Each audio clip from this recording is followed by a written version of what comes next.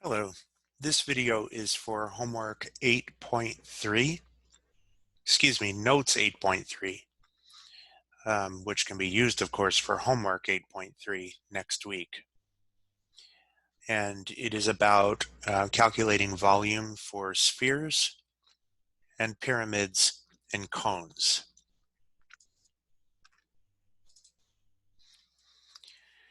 So the basic formula for both cones and pyramids are the same, with a couple of minor tweaks.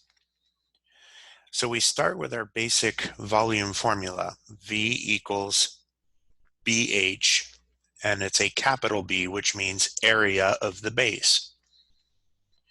So for a cone, the area of the base, since the base is a circle, it's pi r squared.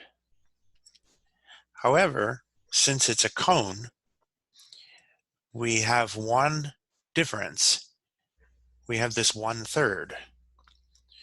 So you essentially take the volume of a cylinder and divide it by 3, or multiply it by 1/3. Then we have the volume of a sphere. The volume of a sphere, we can see the formula here is 4/3 pi r cubed.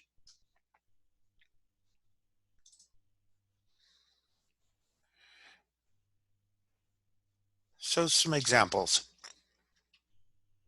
We'll calculate the volume of this cone, remembering that our formula is V equals 1/3 pi r squared h. So we can plug in the numbers that we know. The radius is given as 8, so it goes where r is.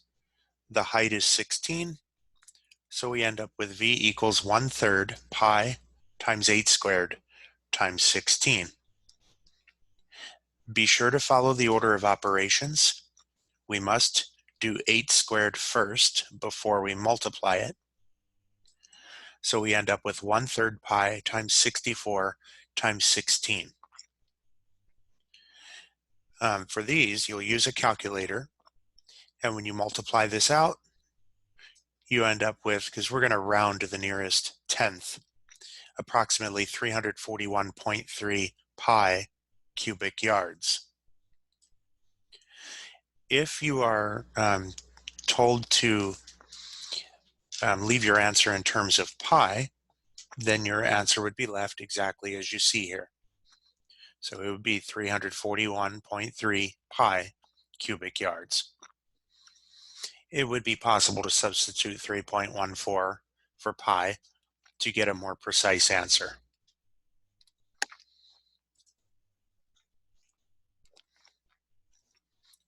So this cone has a volume of 36 pi cubic inches. That is a typo. It should be cubic inches, not square inches. It's showing a height of 3 inches and an unknown radius. So we need to figure out what the radius is. We'll use the same formula, but we're going to end up solving it for r. So let's start plugging in the things that we know. We know the volume is 36 pi, so we replace V with 36 pi. We know the height is 3, so we replace H with 3. Noticing that we have a 1/3 times 3. Well, 1/3 of 3 is 1, so we can just cross those out. So we can cross out the 1/3 and the 3 because it equals 1. Next, notice that there is a pi on both sides of the equation. So those will end up equaling 1, so we can cross them out, and we're left with r squared equals 36, which we can square root both sides of to get r equals 6. ask yourself if that answer makes sense. If this distance is 3, does it make sense that this distance could be 6? Sure, why not? Finally, we'll look at a sphere, remembering that the formula for the volume of a sphere is V equals 4/3 pi r cubed. And we're going to plug in the radius. Well, we're given the diameter. That's the distance all the way across this globe. We need the radius, which is half of that. So we will substitute half of 12.2, which is 6.1. Use a calculator. You'll have to do 6.1 cubed, or 6.1 times 6.1 times 6.1, which is about 227. So we end up with 4/3 pi times 227. Using a calculator, all you have to do for this is literally type in 4 divided by 3 times pi times 227. Or you could do the divided by 3 part last.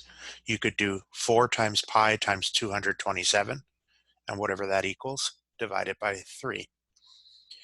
In any case, we will get about 302.7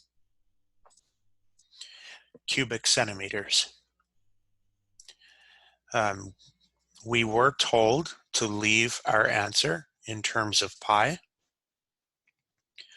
so our final answer has a pi in it, and that's how we'll leave it. And that does it for this lesson. If you have any questions, feel free to send me a message on Remind, and I hope you guys are staying safe and healthy. Take care of yourselves. See you next time.